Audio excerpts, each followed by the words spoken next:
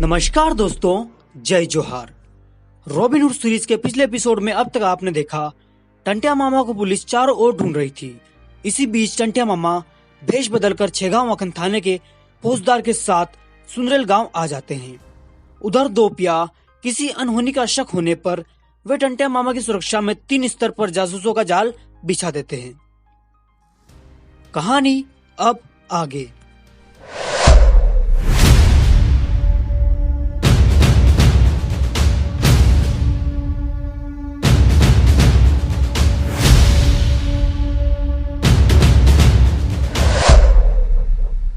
फरवरी का महीना था और साल था 1879। जहां एक और टंटिया मामा सतपुड़ा की वादियों और नर्मदा घाटी में बेखौफ घूम रहे थे, वहीं ब्रिटिश गवर्नमेंट के अफसरों में अलग ही बाजार गरमाया हुआ था। ब्रिटिश इंडिया का सेंट्रल प्रोविंस इन दिनों डकैती और चोरी की वारदातों से काफी परेशान है। महारानी विक्टोरिया का दौरा होने वाला है और सीपी के चीफ कमिश्नर को चिंता खाई जा रही है कि रोज रोज होती घटनाओं से कहीं उनकी पोस्ट न चली जाए। इसलिए उन्होंने नर्मदा डिवीजन के डिप्टी कमिश्नर को फौरन चीफ कमिश्नर ऑफिस में नागपुर बुलाया है। डिप्टी कमिश्नर मिस्टर इसमे के आते ही चीफ कमिश्नर साहब ने कहा, आइए मिस्टर इसमे, हम आपका ही इंतजार कर रहे थे। एंडरसन, मिस्टर इसमे के लिए चाय नाश्ते का प्रबंध करो। FC एंडरसन चीफ कमिश्नर साहब का सेक्रेटरी है। उसने जवाब दिया, यस सर, मैंने ऑर्डर कर दिया है। मिस्टर इसमें काफी टेंशन में थे कि चीफ कमिश्नर साहब ने उन्हें क्यों बुलाया है। उन्होंने पूछा, सर आपने मुझे बुलाया है, कुछ काम था?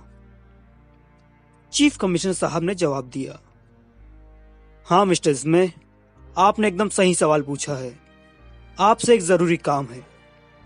आजकल नर्मदा डिवीजन में चोरी और लूट की घटनाएं काफी बढ़ गई है। आपको क्या लगता है, आप खबर नहीं करेंगे तो हमें पता नहीं चलेगा? पुलिस ना तो टंटिया को पकड़ पा रही है और साहूकार टंटिया के डर के मारे चोरी होने पर भी रिपोर्ट नहीं लिखवा रहे। पूछने पर कहते हैं, नहीं साहब, हमारे यहाँ कोई चोरी नहीं हुई है। और एक आध लूट की घटना स्वीकारता भी है तो कहता है, नहीं साहब, लुटेरों में टंटिया तो बिल्कुल भी नहीं था। बताइए, इन नकारा पुलिस वालों को भरोसे बैठे तो मुझे डर है कहीं मेरी भी पोस्ट न चली जाए। हमें आपके डिपार्टमेंट से काफी उम्मीद है।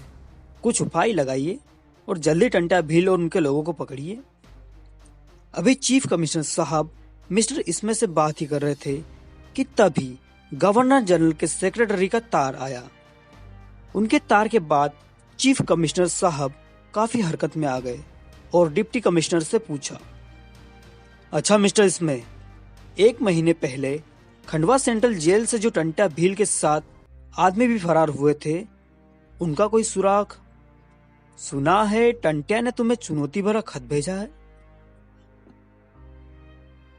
उस सवाल के बाद स्किप्टन के माथे से पसीना टप टप करके गिरने लगा और उन्होंने कांपती आवाज में जवाब दिया, सर अभी इन्वेस्टिगेशन चल रहा है। टंटिया का जैसे ही पता चलेगा हम आपको फौरन बता देंगे। मिस्टर इसमे की बातों से कमिश्नर साहब संतुष्ट नजर नहीं आए और थोड़ा क्रोधित हो गए। मिस्टर इसमे, आपको पता है गवर्नर जनरल का तार आया है। आवर हाइनेस क्वीन विक्टोरिया के प्रतिनिधि सर लेपेल ग्रिफिन इंडिया के दौरे पर आने वाले हैं।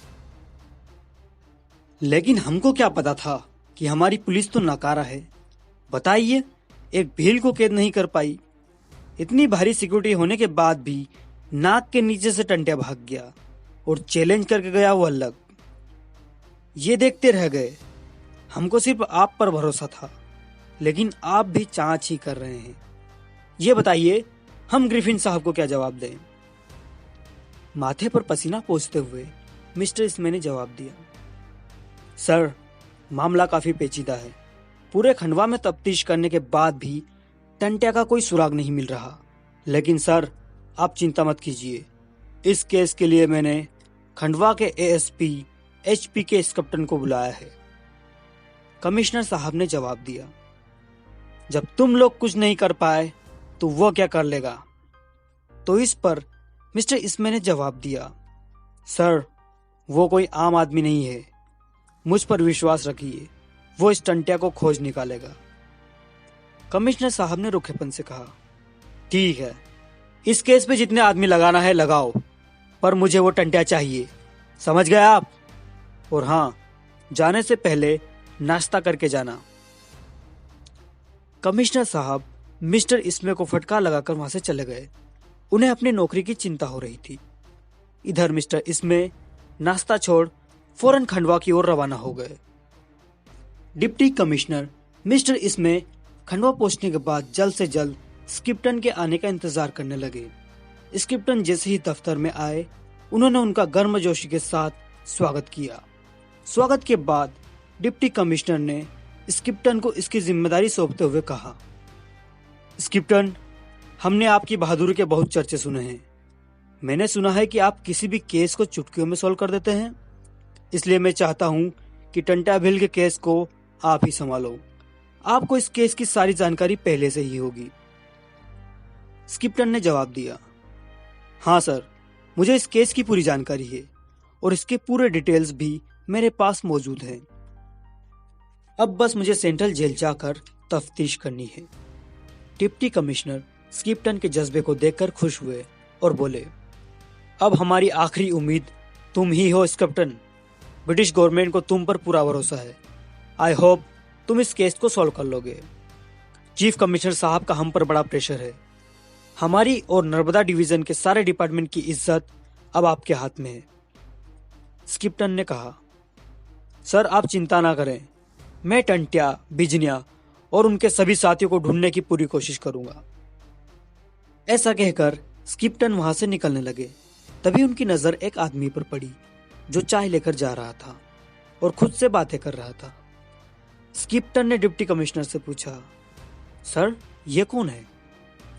कमिश्नर साहब ने जवाब दिया, इसका नाम रघु है और इसका काम केस की फाइल्स पहुंचाना है।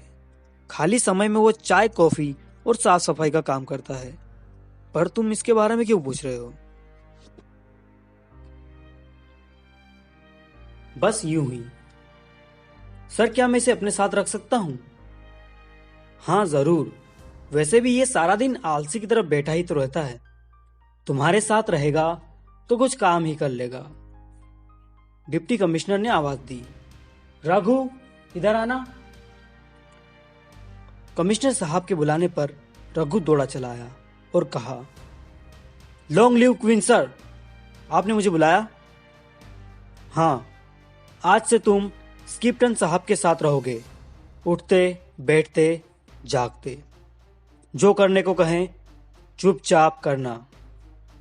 रघु ने अपनी नजरें झुका ली और कमिश्नर साहब से कहा, जी साहब जी। कमिश्नर साहब के जाने के बाद रघु ने स्किप्टन से पूछा, साहब जी मुझे क्या करना होगा?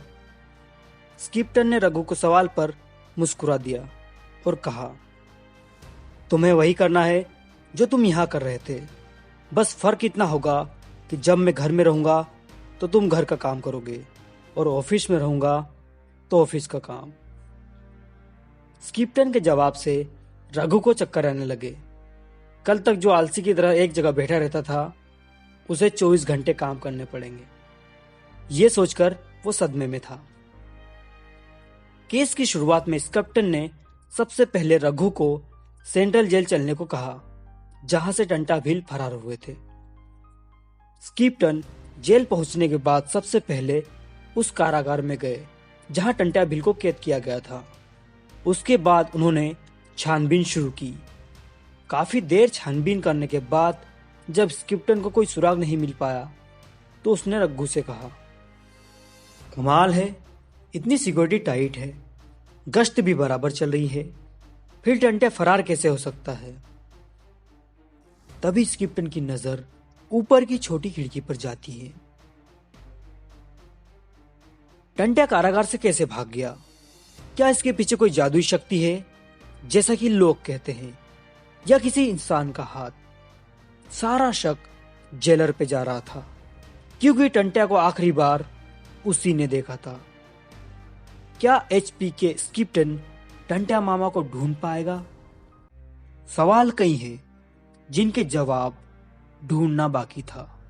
इन सभी सवालों के जवाब जानने के लिए बने रहिए हमारे साथ और देखते रहिए आपकी सबसे पसंदीदा कहानी रॉबिन हुड सीरीज का अगला एपिसोड ओनली ऑन धरती आबा। अभी तक जिन लोगों ने भी हमारे चैनल धरती आबा को सब्सक्राइब नहीं किया है कर लो यार, और पास वाले बेल आइकन को भी दबा देना ताकि हमारे आगे आने वाले एपिसोड्स की नोटिफिकेशन आपको मिले सबसे पहले।